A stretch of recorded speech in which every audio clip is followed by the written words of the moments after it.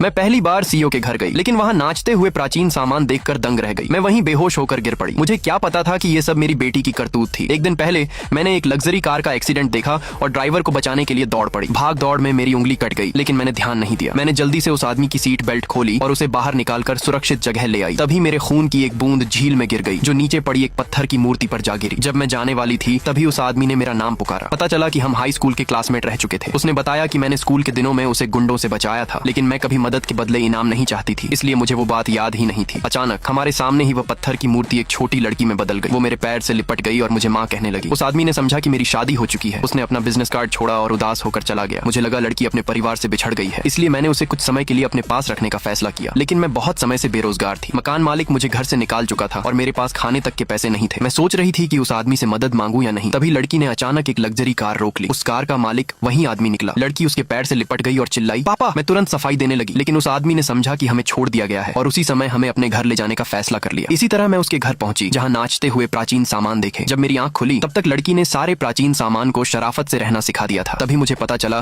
कि मेरी गोद ली हुई बेटी खुद भी एक प्राचीन वस्तु थी। उस रात मुझे नींद नहीं आई और मैंने उस आदमी को एक नीलामी का निमंत्रण ठुकराते सुना, लेकिन लड़की ने कहा कि उसका परिवार उसी नीलामी में है। अगले दिन मैंने उस आदमी का निमंत्रण ले लिया, उसकी पत्नी बनकर नाटक किया और नीलामी में पहुंच गई। मुझे उम्मीद नहीं थी कि अंदर जाते ही मेरा एक्स बॉयफ्रेंड मिल जाएगा। वो और उसकी गर्लफ्रेंड मुझे सबके सामने ताने मारने लगे कि मुझे छोड़ दिया गया है। मैंने तुरंत जवाब दिया, जिससे वो इतना गुस्सा हो गया कि मुझे मारने की कोशिश करने लगा। लेकिन तभी वह आदमी जो अभी अभी पहुंचा था, उसने उसका हाथ पकड़ लिया। उसने सबके सामने ऐलान किया कि मैं उसकी पत्नी हूँ। मेरा एक्स फिर कुछ बोलने की हिम्मत नहीं कर पाया। तभी मुझे किसी के बुलाने की आवाज सुनाई दी। आवाज के पीछे गई तो एक फूलदान मुझसे विनती कर रहा था कि मैं उसे घर ले जाऊं। एक एक्सपर्ट ने उसे बेकार कबाड़ बताया, लेकिन मेरे एक्स के साथ आई औरत मुझे चिढ़ाने के लिए लगातार बोली बढ़ाती रही। आखिरी पल में उस आदमी ने 100 मिलियन युआन की बोली लगाकर वो फूलदान मेरे लिए खरीद लिया। जब सब लोग मेरी बेवकूफी भरी खरीद पर हंस रहे थे, मैंने वहीं सबके सामने फूलदान तोड़ दिया। उसके अंदर एक टाइगर ताबीज था, जो प्राचीन सेना का प्रतीक था और जिसकी कीमत 1 बिलियन युआन थी।